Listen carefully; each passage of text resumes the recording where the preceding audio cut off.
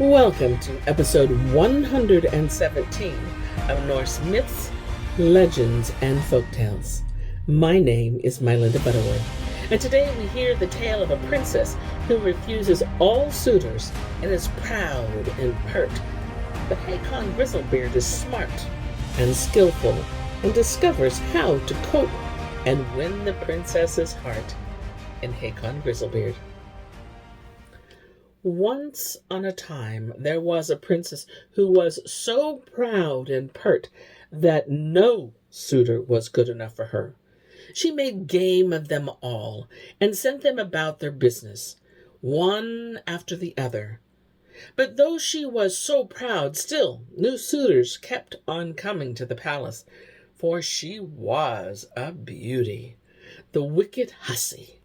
So one day, there came a prince to woo her, and his name was Hacon Grizzlebeard. But the first night he was there, the princess bade the king's fool to cut off the ears of one of the prince's horses, and slit the jaws of the other one up to the ears. When the prince went out to drive next day, the princess stood in the porch and looked at him. "Well," she said, "I never saw the likes of this in all my life. The keen north wind that blows here has taken the ears off one of your horses, and the other has stood by and gaped at what was going on till his jaws have split right up to his ears." And with that, she burst out into a roar of laughter, ran in, slammed to the door, and let him drive off. So he drove home. But as he went, he thought to himself that he would pay her off one day. After a bit, he put on a great beard of moss, threw a great fur cloak over his clothes, and dressed himself up just like any beggar. He went to the goldsmith and bought a gold spinning wheel, and sat down with it under the princess's window, and began to fly away at his spinning wheel, and to turn it this way and that, for it wasn't quite in order, and besides, it wanted a stand. So, when the princess rose up in the morning, she came to the window and threw it up, and called out to the beggar if he would sell his golden spinning wheel.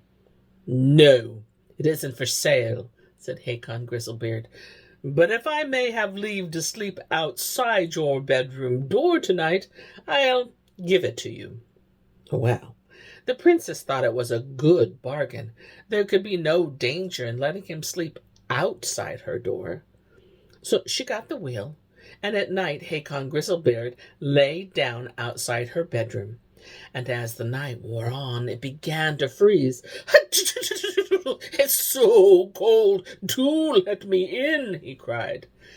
"You've lost your wits outright, I think," said the princess. "Oh, it's so bitter, cold play, do let me in." "Oh, it's so cold. Oh, it is so bitter cold, pray do let me in," said Hacon Grizzlebeard again. "Hush, hold your tongue," said the princess. "If my father were to know that there was a man in the house, I should be in a fine scrape." "Oh, I'm almost frozen to death. Only let me come inside and said Hacon Grizzlebeard.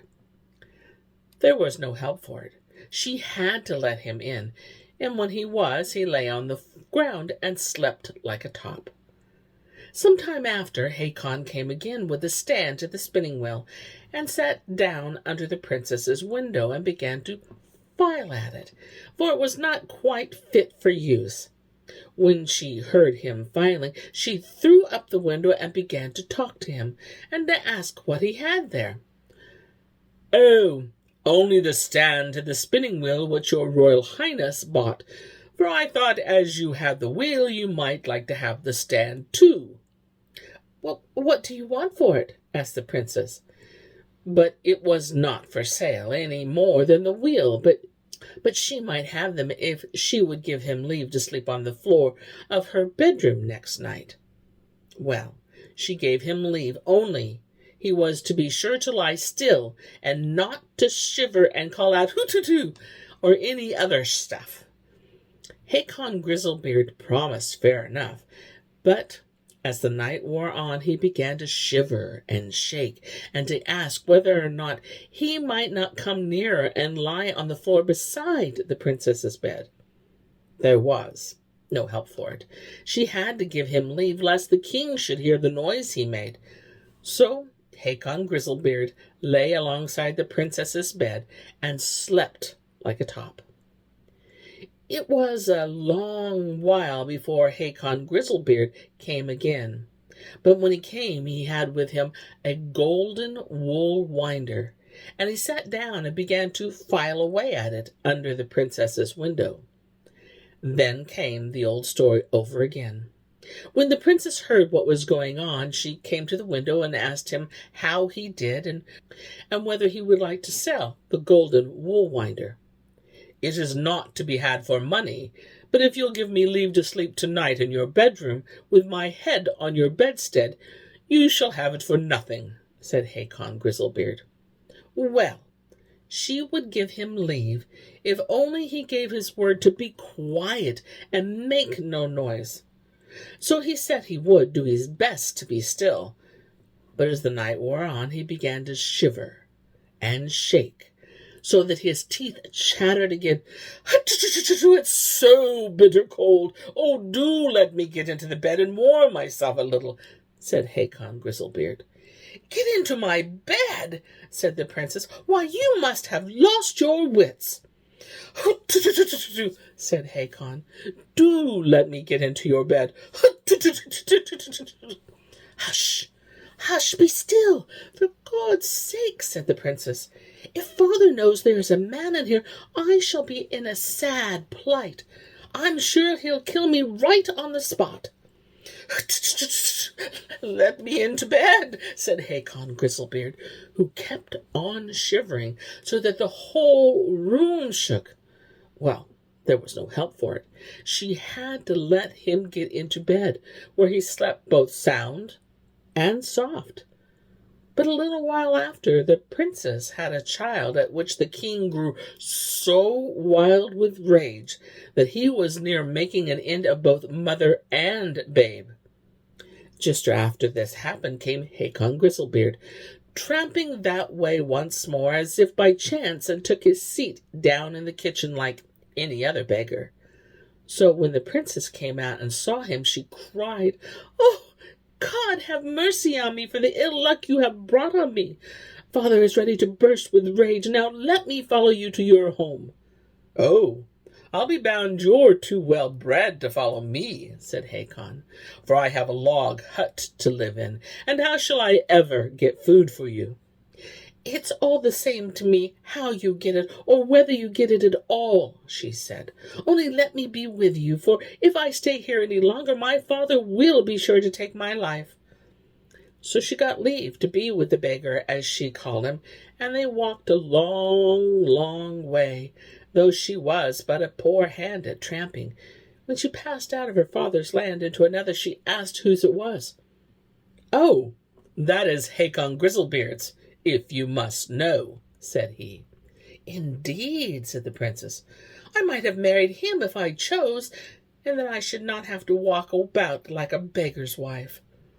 So when they came to grand castles and woods and parks, she asked who they were. The beggar answer was still the same. "Oh, they are Hacon Grizzlebeard's." And the princess was in a sad way that she had not chosen the man who had such broad lands. Last of all, they came to a palace where he said he was known, and where he thought he could get her work so that they might have something to live on.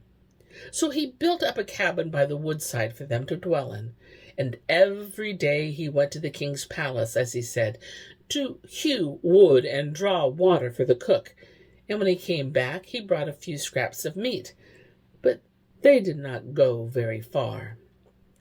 One day when he came home from the palace, he said, "Tomorrow I will stay at home and look after the baby, but you must get ready to go to the palace, do you hear? For the prince said you were to come and try your hand at baking." "I bake?" said the princess. "I can't bake, for I never did such a thing in my life." "Well, you must go," said Hacon. "Since the prince has said it, if you can't bake, you can learn. You have only got to look how the rest bake, and mind, when you leave, you must steal me some bread." "I can't steal," said the princess. "You can learn that too," said Hacon.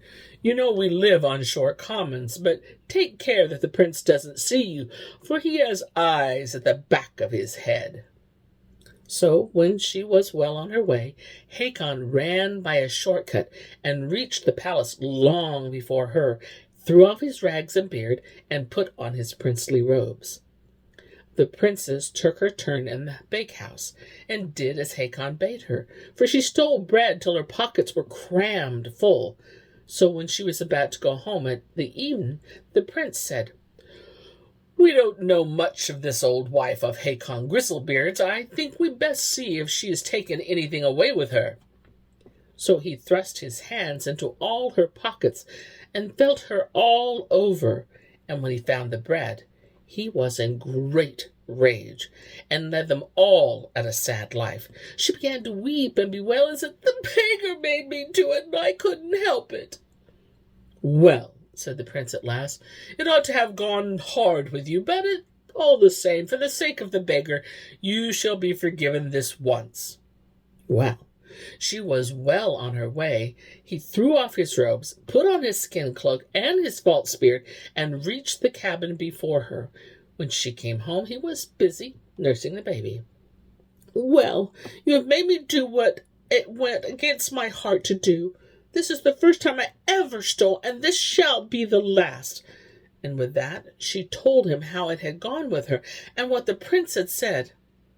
A few days after, Hacon Grizzlebeard came home at an evening, and said, "Tomorrow I must stay at home and mind the babe, for they are going to kill a pig at the palace, and you must help to make the sausages." "I make sausages?" said the princess. "I can't do any such thing. I have eaten sausages often enough, but as to making them, I've never made one in my life." Well, there was no help for it. The prince had said it, and she must go. As for not knowing how, she only had to do what the others did, and at the same time Hacon bade her steal some sausages for him. "Nay, but I can't steal them," she said. "You know how it went last time." "Well, you can learn to steal. Who knows but you may have better luck next time," said Hacon Grizzlebeard. When she was well on her way, Hacon ran by a shortcut, reached the palace long before her, threw off his skin, cloak, and false beard, and stood in the kitchen with his royal robes before she came in.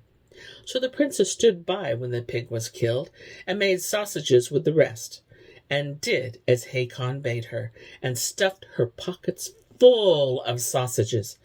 But when she was about to go home at even, the prince said, "The beggar's wife was long-fingered last time. We may as well just as see if she hasn't carried anything off." So he began to thrust his hands into her pockets, and when he found the sausages, he was in a great rage again, and made a great to-do, threatening to send for the constable and put her into a cage. "Oh, God bless you, Royal Highness, do not let me off. The beggar made me do it," she said, and she wept bitterly. "Well," said Hacon, "you ought to be smart for it, but for the beggar's sake you shall be forgiven." When she was gone, he changed his clothes again, ran by the shortcut, and when she reached the cabin, there he was before her. Then she told him the whole story, and swore through thick and thin it should be the last time he got her to do such a thing. Now it fell out a little time after, when the man came back from the palace, he said, "Our prince is going to be married, but the bride is sick, so the tailor can't measure her for her wedding gown. And the prince's will is that you should go up to the palace and be measured instead of the bride, for he says you are just the same height and shape. But after you have been measured, mind you, don't go away. You can stand about, you know, and when the tailor cuts out the gown, you can snap up the largest pieces and bring them home for a waistcoat for me." No, but I can't steal, she said. Besides, you know how it went last time. You can learn then, said Hacon, and you may have better luck perhaps. She thought it bad, but still she went, and did as she was told. She stood by while the tailor was cutting out the gown, and she swept down all the biggest scraps and stuffed them into her pockets. But when she was going away, the prince said, "We may as well see if this old girl has not been long-fingered this time too." So he began to feel and search her pockets, and when he found the pieces, he was in a rage, and began to stamp and scold at a great rate, while she wept and said, "Oh, pray forgive me. The beggar bade me do it, and I couldn't help it." "Well, you ought to be smart for it," said Hacon, "but for the beggar's sake it shall be forgiven." So it went now, just as it had gone before, and when she got back to the cabin, the beggar was there before her. "Oh, heaven help me," she said. "You will be the death of me at last by making me nothing but what is wicked." The prince was in such a towering rage that he threatened me both with the constable and cage. Some time after, Hacon came home to the cabin at even and said, "Now the prince's will is that you should go up to the palace and stand for the bride. Oh, lass, for the bride is still sick and keeps her bed, but he won't put off the wedding, and it says you are so like her that no one could tell one from the other. So tomorrow you must get ready to go to the palace." "I think you've lost your wits, both the prince and you," said she. "Do you think I look fit to stand in the bride's place? Look at me. Can any beggar's troll look worse than I?" "Well, the prince said you were to go, and so go you must," said Hacon Grizzlebeard. There was no help for it. Go she must, and when she reached the palace, they dressed her out so finely that no princess ever looked so smart. The bridal train went to church, where she stood for the bride, and when they came back, there was dancing and merriment in the palace. But just as she was in the midst of dancing with the prince, she saw a gleam of light through the window, and lo! the cabin by the woodside was all one bright flame. "Oh, the beggar and the babe in the cabin!" she screamed out, and was just about to swoon away. "Here is the beggar, and there is the babe, so let the cabin burn away," said Hacon Grizzlebeard. Then she knew him again, and after that the mirth and merriment began in right earnest. But since that, I've never heard tell anything more about them. And here is where I end my tale for today. But I'll be back with more tales, many more tales. Until then, my friends, enjoy the journey.